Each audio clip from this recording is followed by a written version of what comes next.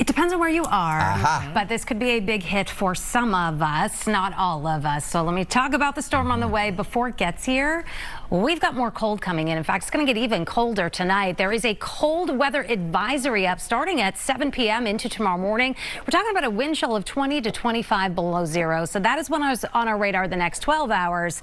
But everybody's talking about this weekend and the next threat as that powerful offshore storm moves up the coastline. Saturday will be sunny, and then the storm threat is on Sunday. We've been talking a lot about the potential tracks because the closer it comes, the bigger hit it's going to be. I am leaning less toward track 1 this morning and more toward track 2. What does that mean? Well, that means it's far enough offshore that some of us are spared, and really southeastern Massachusetts looks like it's going to get targeted with the heaviest snow. At least that is the most likely scenario at this point. Let me show you why. This is our European model, and yesterday this was doing a similar track offshore enough that it would bring some significant snow to southeastern Massachusetts, but not as much farther inland. The GFS model, the American model, has been a little bit closer to us, but it is now kind of shifted a little farther offshore, closer to the European model. And so when these are in a bit more agreement on the track, we have growing confidence. And that is why we have growing confidence that the best chance of seeing more than 6 inches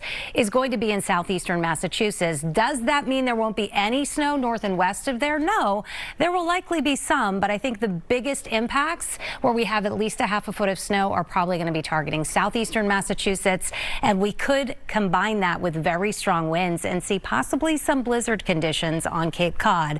It is not just about the snow with this storm. There is going to be strong wind potential and also higher tides as we have a full moon coming up on Sunday. So take a look at Sunday morning. The waves are going to be building to about 10 to 15 feet offshore, and with a northeasterly wind and an astronomically high tide at 11 feet, that could cause some coastal flooding. And then look, as the wind turns more northerly Sunday evening, the waves are bigger. They could be 15 to 25 feet offshore, and so coastal flooding is going to be a concern with this storm as it approaches on Sunday. For now, though, we're focusing in on the cold. You can see temperatures are in the single digits in the suburbs, and it feels like it is below zero, about 12 below in Worcester. It feels like 0 in Boston. High temperatures 20 to 25 this afternoon with lots of sunshine, just a few clouds. Now, as we get into tonight, the next surge of even colder air comes in. That's why the cold weather advisory. Look at the temperatures tonight. 0 in Worcester, 6 in Boston.